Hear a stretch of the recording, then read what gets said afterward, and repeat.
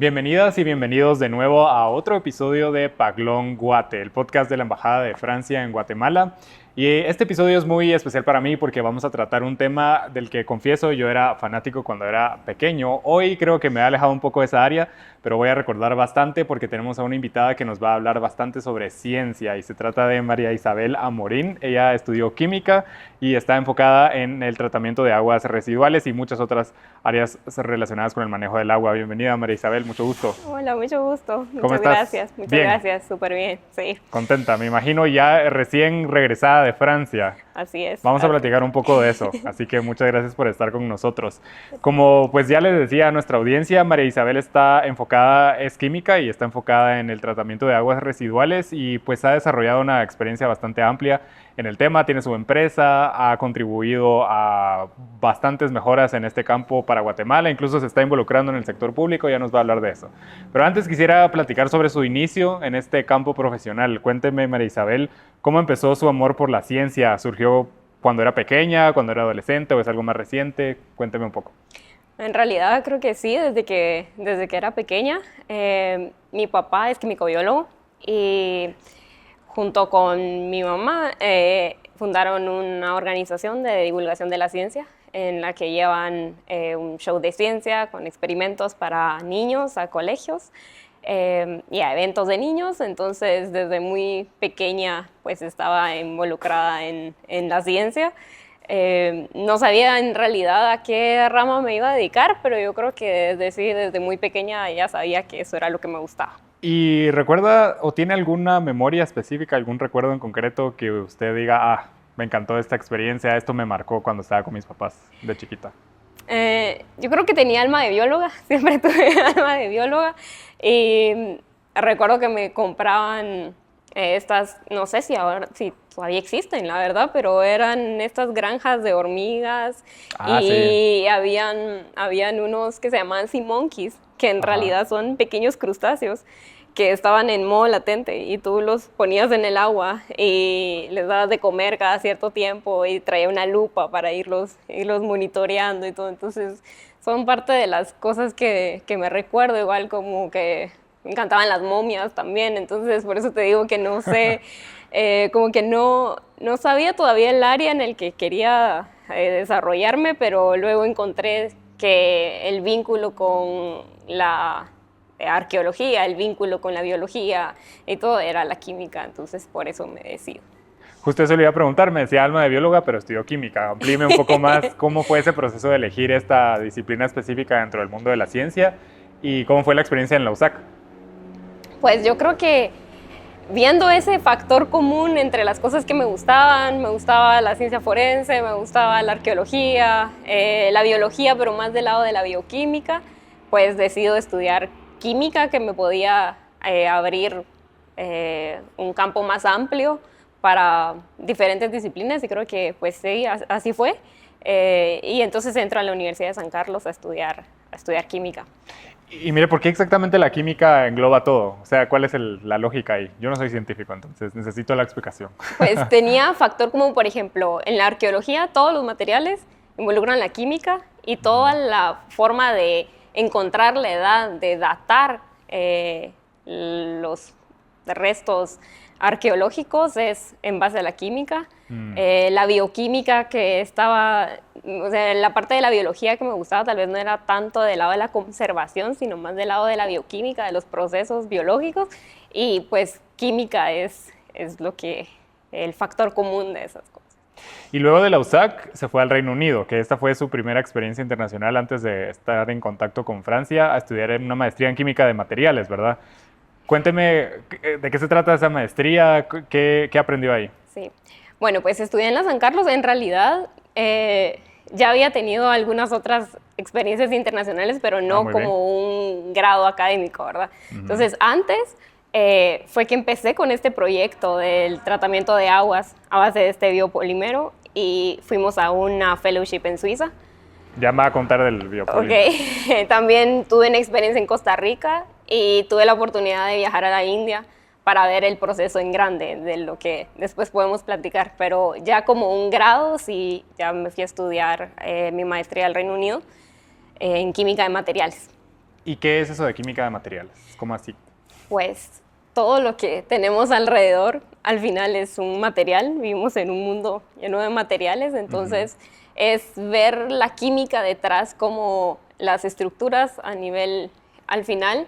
Yo me decido por estudiar esta maestría porque hay otras maestrías que es en ciencia de materiales o ingeniería de materiales, pero en química de materiales es ver a nivel molecular las estructuras de los materiales, y materiales involucran desde lo que yo me dediqué, que fueron más biomateriales, por ejemplo, las conchas,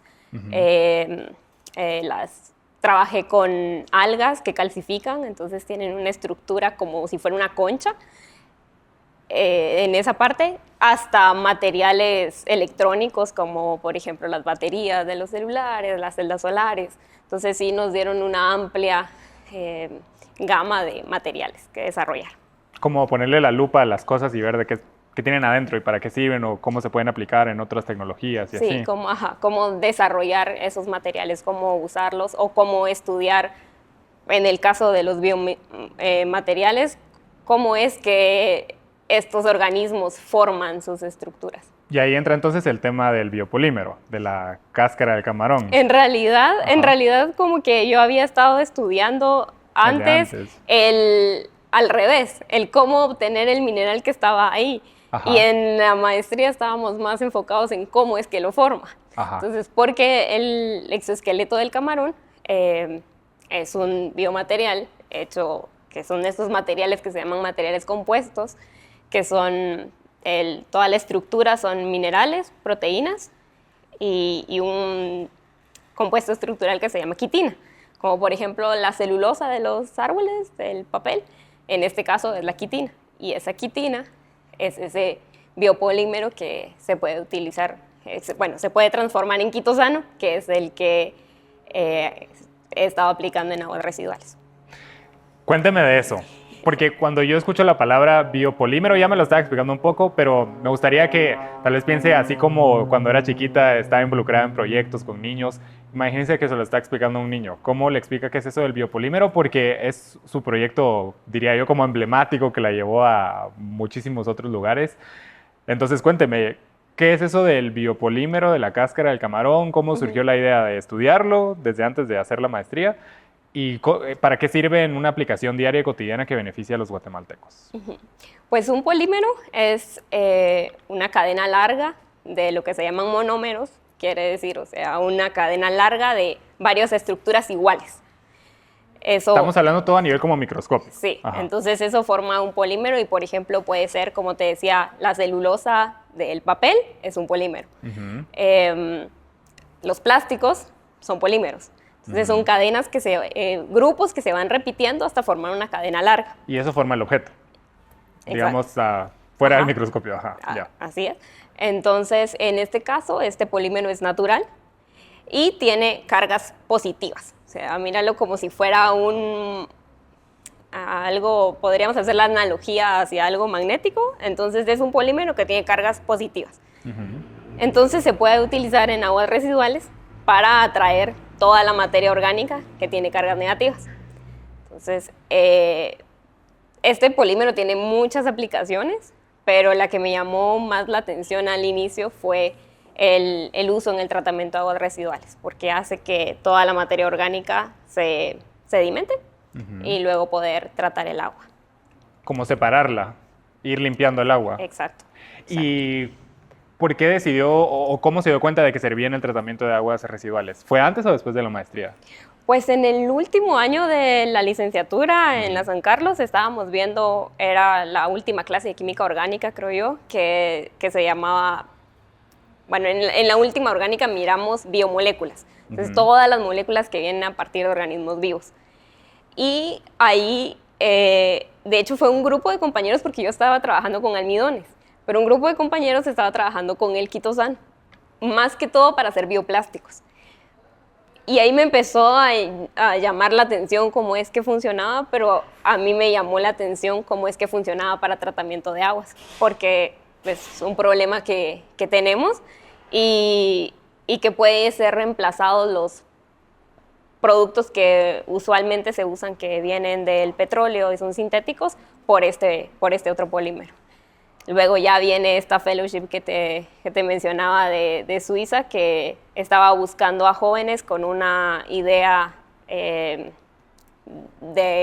un proyecto aplicado al agua. Y entonces ya aplico con eso y pues ahí empieza todo. ¿Y cuándo llega el momento en que usted empieza a promover este proyecto como una solución para los problemas de Guatemala con el agua, como en el lago de Atitlán, Amatitlán, cualquier río y lago contaminado que tenemos, que lastimosamente son bastantes, ¿verdad? ¿Cómo usted como científica empieza a decir, esto nos puede servir? Y pues ahí empieza a ganar su fama, diría yo, como científica, enfocada en el tratamiento de agua. Pues fue en esta fellowship es una organización belga que lo que busca son jóvenes con proyectos aplicados al agua que puedan ser transformados en una empresa social. Entonces ahí es de que el proyecto deja de ser un proyecto de investigación y empieza a tornarse un poco de, bueno, hagamos un producto, un prototipo que pueda luego ser aplicado. Y pues en Guatemala tenemos ese problema que tenemos que atacar pronto, que es el manejo y el tratamiento de aguas residuales, que no lo tenemos muy bien desarrollado, y en otros países se están utilizando productos pero que vienen del petróleo o que son sintéticos, entonces puede ser una opción mejor, que cumple con la economía circular porque estamos utilizando un desecho para producirlo y luego para tratar el agua. Claro. Entonces tiene varias ventajas el uso de este producto versus los otros. Y entonces me decía, a raíz del proyecto, pues ya se transforma en una iniciativa más sólida, y usted ya tiene su empresa social, ¿no?, que se dedica a ofrecer estas soluciones biotecnológicas. Sí. Cuénteme un poco de su empresa, a qué más se dedican y cómo han impactado a la comunidad guatemalteca. Pues fue a base de esta fellowship que lo que pretendía era que uno hiciera su empresa social, ya centrándose en todo, en cómo iba encaminado el mundo de la ciencia ahora, de poder tal vez tener la ciencia, en vez de solo en la investigación, más aplicado y más real. Entonces, este proyecto nos da un capital semilla para poder ir haciendo los prototipos. Luego pude viajar con una beca de la India a ver en India cómo estaban produciendo ya este polímero a mayor escala. Y pues ese sigue siendo como el sueño de poder hacerlo a escala acá. Ha costado mucho, se ha ido desde la pequeña escala de laboratorio hasta piloto, pero sí se necesita bastante, pues, inversión para proyectos de base científica. También en el país cuesta porque no tenemos todavía una ruta que nos ayude a emprendimientos de base científica a poder desarrollar más rápido. Y de esta forma es y pues la empresa tuvo que estar como en una sombría más amplia, porque sí me di cuenta que en Guatemala tenemos un poco de desconexión entre la investigación y las industrias. Por ejemplo, en otros países las industrias trabajan de la mano con la investigación y con las universidades para producir cosas. Entonces, por eso es que empezó esta empresa, que lo que busca son consultorías y investigación en varias ramas que pueda ser aplicada para procesos industriales. Sí, ciencia al servicio de la sociedad, que no se quede en los laboratorios o en las aulas, sino que sea aplicable. Exacto. Me mencionaba que el problema de las aguas residuales es muy urgente, que hay que atacarlo. Explíquenos de qué tamaño es el problema en Guatemala. Todos sabemos que tenemos agua contaminada, pero ¿qué tan urgente es hoy? Yo creo que todo lo que pasa con nuestros lagos, todo lo que pasa con nuestros océanos, al final uno de los primeros problemas que tenemos que atacar es en realidad invertir en tratamiento de aguas residuales, porque no tenemos una ley de agua ni un reglamento claro, tampoco la gobernanza está fragmentada. Entonces, cada institución hace su pedacito, pero no logran articular bien el camino. Y al final, acaba de regresar de la UNOC, y todo esto del tema de los océanos también está muy relacionado con lo que hacemos en la Tierra y que al final va a parar a los océanos. y tratamiento de aguas es de las primeras cosas que tenemos que hacer. Creo que todos estamos al tanto de nuestros lagos, del río Motagua, de cómo en el río Las Vacas es nuestra primera, al final, donde va todo sin ningún tipo de tratamientos, tratamientos a nivel industrial también. Entonces, invertir en esa infraestructura de tratamiento de aguas, darnos cuenta que es un problema, que tenemos que, no solo es, usamos la lavadora, le jalamos a la cadena del baño y saber qué pasa. Toda esa agua tiene que ser tratada, porque si no llega a como está llegando últimamente y generando un montón de problemas en los ecosistemas. Entonces, y en la salud también, ¿no? Porque muchas personas pueden solo, como usted dice, jalar el agua, tener su agua entubada y todo, y se despreocupan, porque a esas personas les debería preocupar también a dónde se va esa agua, porque es relevante para ellos también. Pues claro, toda nuestra agua es, como tú dices, la salud de nosotros, del ecosistema, va a parar al final a los océanos. Si los océanos luego están sufriendo por ejemplo, había una plática en esta conferencia sobre cómo las aguas no tratadas están afectando a los corales. Y luego no nos damos cuenta que los océanos son los que regulan el clima, los que regulan el clima porque absorben, por ejemplo, absorben CO2 y hacen todo el ciclo del CO2, está involucrado en los océanos. Nos dan el oxígeno porque más que las plantas y los árboles que a veces le ponemos atención, son las microalgas las que producen oxígeno dentro de los océanos.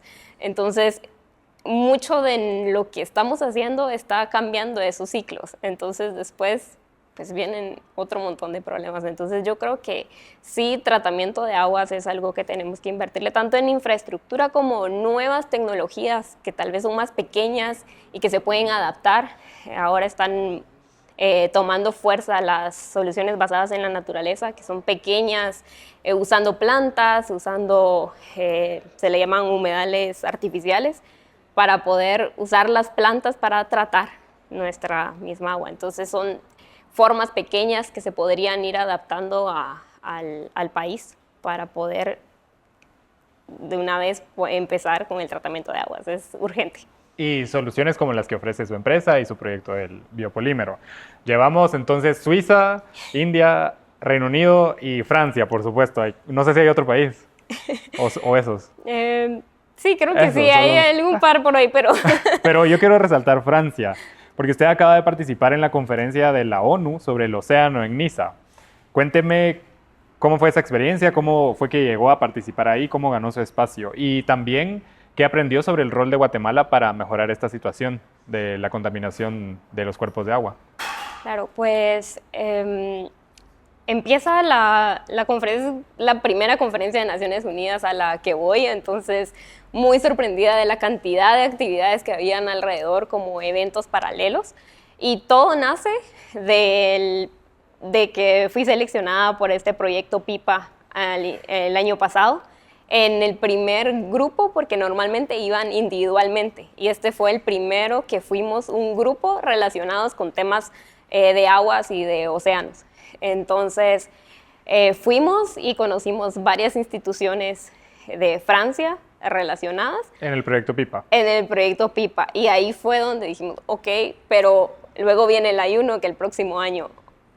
Y planteamos el poder organizarnos y organizar un evento paralelo para regresar y poder asistir a Naciones Unidas. Y pues PIPA nos da el apoyo también para poder regresar. Y yo fui a presentar mi investigación a un evento paralelo antes, que es el One Ocean Science Congress, que fue antes de la UNOC, donde ahí fui a presentar un póster de mi investigación.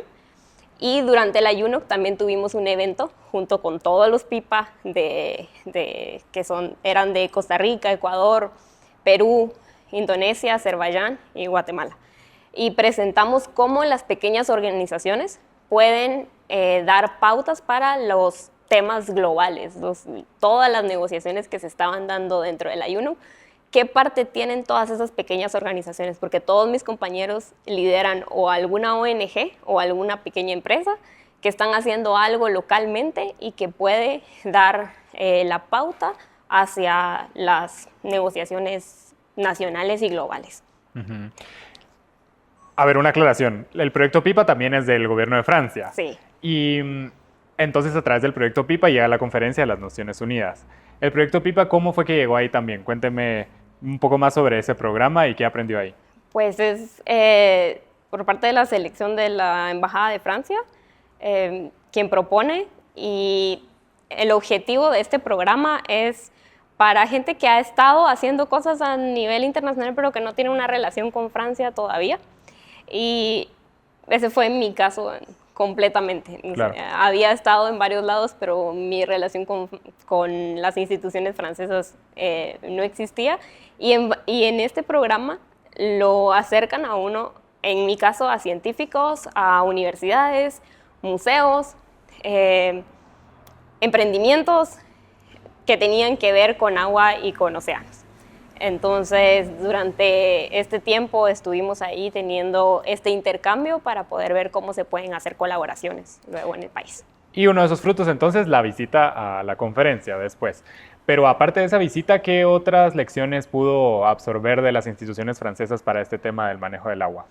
Mucha ciencia, tanto en las startups azules que conocimos, ver cómo es el ecosistema allá, cómo basado en la ciencia y ciertos beneficios o ciertos incentivos que se da a empresas azules que puedan proponer soluciones. Fuimos a museos que tienen toda la parte de investigación también. Fuimos a las universidades, por ejemplo, universidades que tenían proyectos que se relacionaban muy bien con biomateriales. Entonces hay una universidad justo haciendo investigación en biomateriales para, por ejemplo, algunos colorantes naturales, pero utilizando el biomaterial para que se logren fijar. Y también haciendo investigación, por ejemplo, un instituto de cáncer, que podríamos decir un instituto de cáncer, cómo está en el programa, y estaba viendo todas las biomoléculas que son a partir de organismos marinos que pueden ayudar al cáncer. O, por ejemplo, están estudiando todas las anémonas, como toda esta regeneración que se da en organismos del océano puede dar una pauta de cómo regenerar tejido nosotros mismos. Entonces, hay muchísima investigación en el tema de océanos. Sí, bastante, y me gusta porque es lo que decíamos, ¿verdad? De ciencia al servicio de la gente, que esa es la clave, ¿no? Bueno, y me doy cuenta entonces que después de todos estos viajes siempre regresa a Guatemala. Y usted tiene toda la experiencia y el conocimiento para poder abordar el problema de manera técnica, de manera científica, y que de verdad pues se encuentren soluciones. En concreto, imagino el lago de Atitlán, ¿verdad? Que es nuestro cuerpo de agua más famoso, diría yo, a nivel internacional. Si usted tuviera a la persona encargada del tema del gobierno, ¿qué acciones le sugeriría que pudiera tomar para resolver el asunto? Bueno, pues creo que regreso de nuevo al tema de implementación de tratamiento de aguas residuales. Y porque en el caso específico del lago Atitlán es muy turístico y también está subiendo mucho el turismo, pero eso quiere decir que también está subiendo mucho la producción de aguas residuales. Entonces sí es importante a nivel no solo del lago de Atitlán, pero si queremos conservar y no queremos que nos suceda lo que nos pasó con Amatitlán, sí hay que poner plantas de tratamiento de agua en todos los municipios y que funcionen bien para proteger el lago. Eso es una de las ramas y creo que es la más importante tanto para lo que tenemos de problema en el Motagua como el lago de Atitlán, lo que pasó en Amatitlán. Podemos recuperar luego esas cosas, pero sí tenemos que implementar plantas de tratamiento para no seguir afectando el problema. Pero también en el tema de residuos plásticos, que eso fue mucho de lo que se habló en la UNOC, también tenemos el gran problema del Motagua, donde tenemos que invertir en la gestión de residuos. Otra vez nos quedamos atrás con cosas de ley de aguas, con residuos, pero tenemos que ya tomar acción para poder proteger tanto océanos como todos los demás cuerpos de agua. Las plantas de tratamiento, me decía lo más importante, ahí yo he visto que es un tema bastante complejo porque también depende de las autoridades municipales y no solo es una, ¿verdad? Son varias. ¿Cómo hacer para lograr articular a todos y que todos estén en la misma página? Si usted tuviera la varita mágica, ¿qué haría? Exacto, yo creo que tenemos que pensar en nuestro océano, pensar en nuestro lago y no buscar esos protagonismos, sino que trabajar juntos. Si no hay una institución que logre articular a todos, de verdad tener más voluntad política para poder trabajar todos juntos y por el bien de nuestros cuerpos de agua, en realidad. Y me parece especialmente relevante que la vicepresidenta es científica. Debería haber más razón, ¿no?, para impulsar estos esfuerzos. Claro, sí. Siempre con la bandera de la ciencia. Sí. Hacer todas las cosas. Mucho también de lo que se habló en la UNO, que es el Science to Policy, cómo la ciencia hace las políticas públicas. Entonces, basarnos en toda la investigación, en todos los datos científicos para generar las políticas públicas, para luego no tener estos problemas de que no se tomaron en cuenta ciertas cosas para hacer el reglamento de residuos o algo así. O sea, juntar a la ciencia y que en base a la ciencia podamos hacer las políticas. Y quisiera que regresáramos, ya para ir terminando, al inicio de la conversación. Si usted conociera ahorita a niños y niñas que también tienen su como hábitat de hormigas, no sé cómo llamarle, o que también juegan con experimentos, así como hacía usted con sus papás, ¿qué les diría a estos niños y niñas? ¿Que tienen la ilusión de ser científicos? Sí, pues yo creo que los niños son los que, como tú lo mencionabas, de que lo tenías cuando eras niño, esa curiosidad, el hacerte preguntas, el querer resolver problemas, eso lo tienen innato los niños. Entonces, si quieren hacer ciencia, dedicarse a la ciencia, pues mantener toda esa curiosidad y esas preguntas, a pesar de las adversidades, ¿no? Pero sí se necesita estudiar. O sea, sí hay que ponerle esfuerzo, estudiar, leer mucho, y con eso yo creo que a los niños todo muy bien. Ahora, también en el tema de la ciencia y los niños, yo creo que también hay que hablarle al entorno, a las familias, que se den cuenta y que tal vez las carreras científicas involucran que durante la universidad tal vez los hijos no puedan trabajar o trabajen muy poco, pero que posteriormente la inversión va a valer la pena. Entonces, como que darle esa importancia, que las familias logren entender la importancia de que sus hijos sigan ciencia, y también al entorno educativo, a los gobiernos que promuevan las herramientas para poder generar más ciencia en el país, mejorar la educación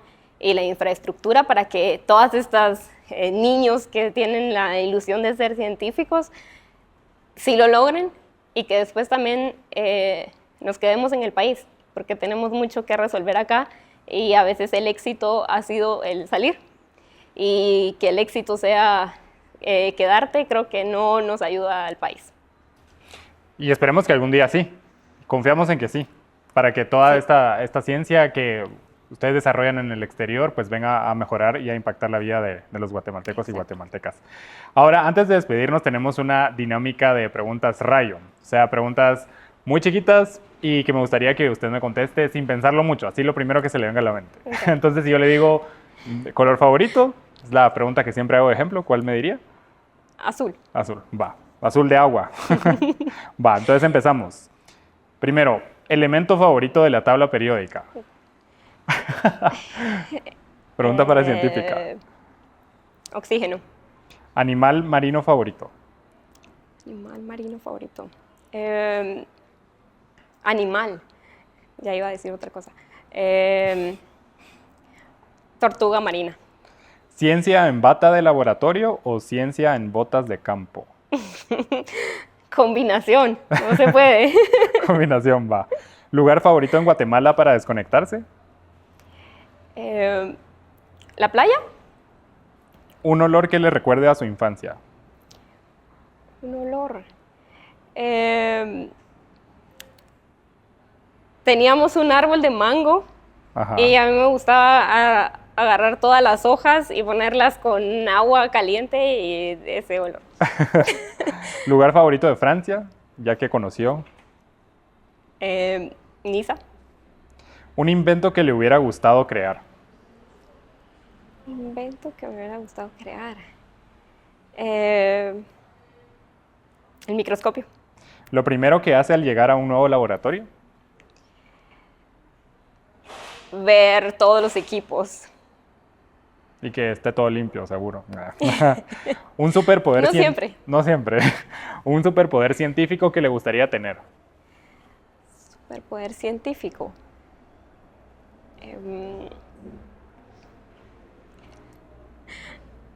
No se me viene a la mente. Yo le digo uno, limpiar el lago de Atitlán. Así de la noche a la mañana. Ok. Sí, hacer el tratamiento perfecto de las aguas. Muy bien. Si no hubiera estudiado química, ¿qué otra disciplina científica hubiera elegido? Biología. Me imaginé. Científica guatemalteca favorita. La doctora Silvia Echeverría Ujú. es mentora mía en temas de tratamiento de aguas y también en temas de cromatografía de gases, que se utilizaba mucho para todas estas técnicas analíticas. Entonces, ella. Saludos a Silvia, entonces. Y por último, libro, serie o película que la haya inspirado como científica. Como científica. Ujú. Breve historia de la química. ¿Ese es un libro? Ese es un libro de Isaac Asimov. Ujú. Normalmente se conocen todos los libros de ciencia ficción de Isaac Asimov, pero tiene muchos de historia. Y este de la química habla todo el desarrollo hasta de la química en esa época y le da a uno una pincelada de lo que ha sido la química. O sea, lectura obligatoria para esos niños y niñas que juegan con las hormigas también. Sí. Nítido. ¿Algo más que usted quiera agregar? Muchas gracias, la verdad, muchas gracias y muchas gracias a la Embajada de Francia en Guatemala. Todos estos espacios que se fueron abriendo, es un año de ir tejiendo redes y de poder mostrar la ciencia que estamos desarrollando en eventos tan importantes. Y entonces, un agradecimiento.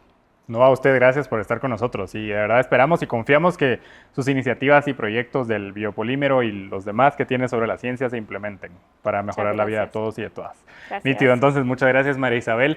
Esta fue nuestra conversación con María Isabel Amorín, química enfocada en el tratamiento de aguas residuales en el mundo, en Francia y en Guatemala. Nos vemos en el próximo episodio porque todavía tenemos un par de entrevistas pendientes, así que no se olviden de compartir esta conversación en las redes sociales y no se olviden tampoco de compartirlo a todos sus amigos y amigas. Nos vemos en el siguiente episodio.